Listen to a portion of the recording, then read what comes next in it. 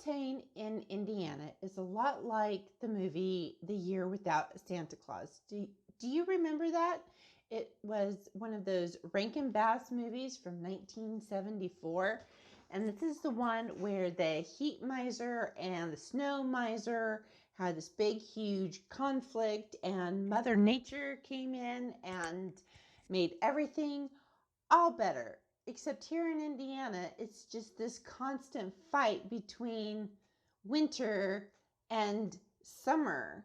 And spring gets this itty bitty living space. And that is what we're going to call Beltane. I'm author Gwen Elise Clayton. In my books, I talk about the holiday of Beltane. And while I write fiction books, Beltane is actually a real thing. Now, if you're a Reconstructionist, you're going to pronounce it Beltane. And it's spelled a million different ways because it's a Gaelic word, but it's been anglicized so that we Americans and English people and New Zealand people and any other English-speaking pagans have a pronunciation of social cohesion. Beltane in the real world is the cross quarter between the vernal equinox, spring, and the summer solstice, summer. If you're going to play by the rules, if the vernal equinox is March 20th, which it was this year, and the summer solstice is June 20th, as it will be this year, that means Beltane falls on May 5th. But if you look on calendars and in almanacs, they always put it at May 1st, just to make it easier, because we're following a Gregorian calendar. But even the Witch's Almanac has it as May 1st. And Llewellyn's date book 2021 has Beltane May Day as May 1st. So everybody's just conforming to the Gregorian calendar. And if that works for you, fine, go for it. But just to understand some differences, if you're really big on the dates being the real dates, then you're going to want the actual cross quarter. But if you're just talking about the season or the time of year, pick whatever works for you. In fact, you can just toss the almanac and the calendar away and just observe what's going on in your actual environment. So what my husband and I did was on the actual vernal equinox, which was March 20th, we went to the river, the St. Mary's River.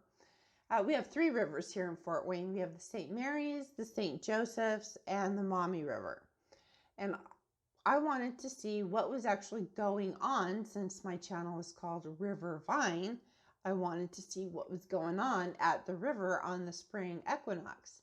And it pretty much just looked like a sunny day in winter. There wasn't any new growth. There wasn't a whole lot of new growth. The trees were bare.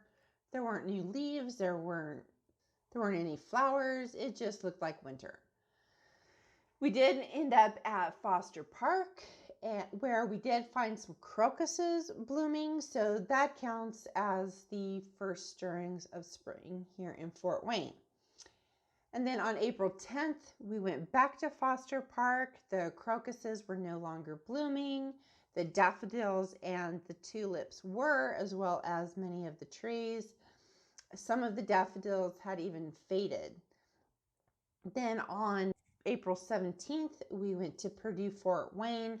They have a Native Trees River Walk.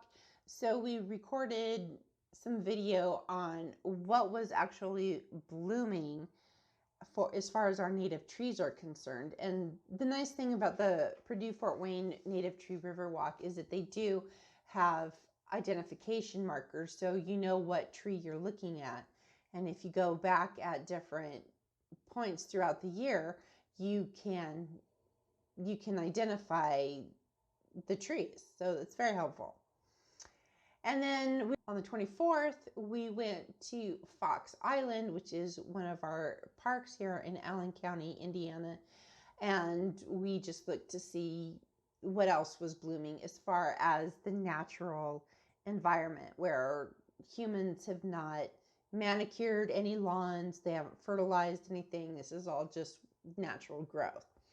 So that's what we observed as far as the time period here in Northeast Indiana. And the reason why this is important is because a few months ago, I posted a video about the logical fallacy called appeal to tradition.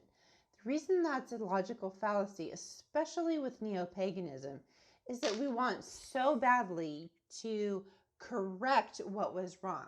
Our culture, the Irish culture, the Celtic culture, all of the pre-Christian cultures and the pre-Roman cultures were just erased. And we want to bring them back. We feel the connection to the earth and the trees and the flowers and the seasons and the lakes and the rivers and the air and the animals.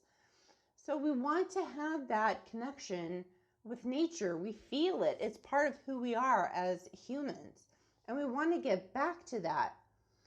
But as part of that reconnection with our natural spiritual selves, we and I'm saying me because I do this a lot, is we want to fall so far back into what actually happened. Well, think about it for a minute. Humanity has had millennia of evolution.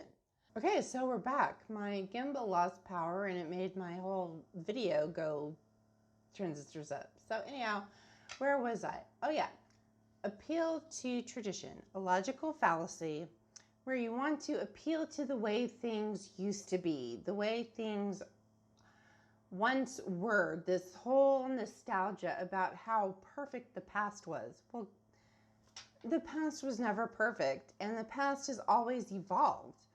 The Celts from 10,000 years ago were much different than the Celts from 5,000 years ago. So we need to focus on who we are today and where we live, no matter where we live. Like, for instance, I live in Northeast Indiana. This was originally the ancestral home of the Miami Indians. So if this isn't where technically, yeah, my ancestors were from here. My father was born here, and so was my grandmother. But so technically, yeah, it's sort of my ancestral home. But the people, anyhow, I'm going off on a tangent. Anyhow, life today is much different than life from yesteryear. We have to evolve. You have to improvise, adapt, and overcome. And that's true for survival, for both physical survival and spiritual survival.